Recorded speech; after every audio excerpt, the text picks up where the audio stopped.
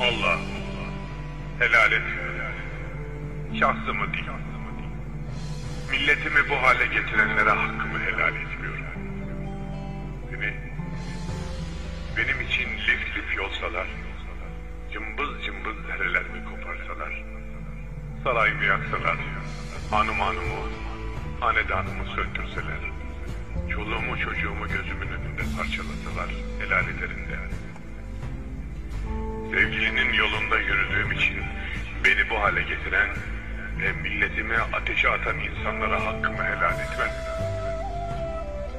Allah, mukaddes isimlerine kurban olduğum Allah. Ya Adi,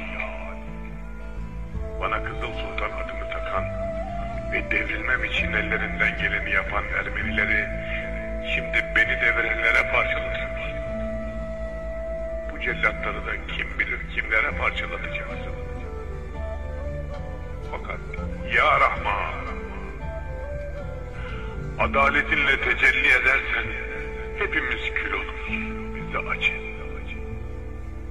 Resulünün, sevgilinin, kainatın efendisinin nurunu kaybeder gibi olduğu için bu hale gelen millete rahmetinle, fazlınla, lütfunla tecelli et. Ya Kadir, kundaktaki yavruyu gagasına almış kaçıran leş kuşunu düşürüp çocuğu kurtarmak ancak senin kudretine sığabilir. Leş kuşlarının gagasında kundak çocuğuna dönen milletimi kurtar Allah. Ya Mabud, ömrümde tek vakit farz namazı kaçırdığımı hatırlamıyorum. Ama tek vakit namazım olduğunu iddiaya da nefsine kuvvet bulamıyorum.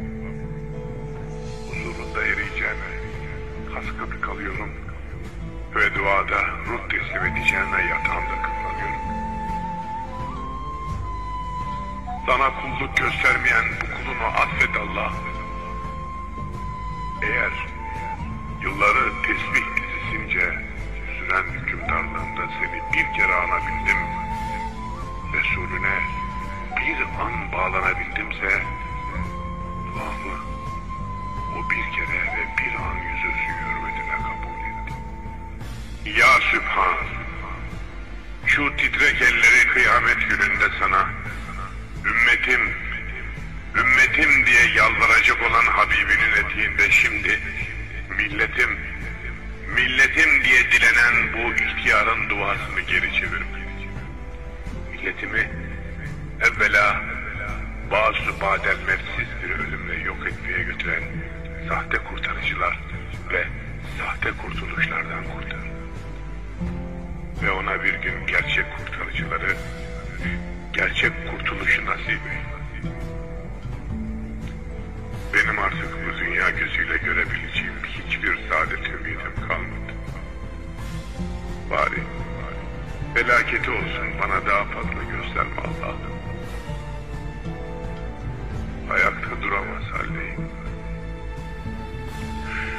Vadem ne gün dolacak Allah.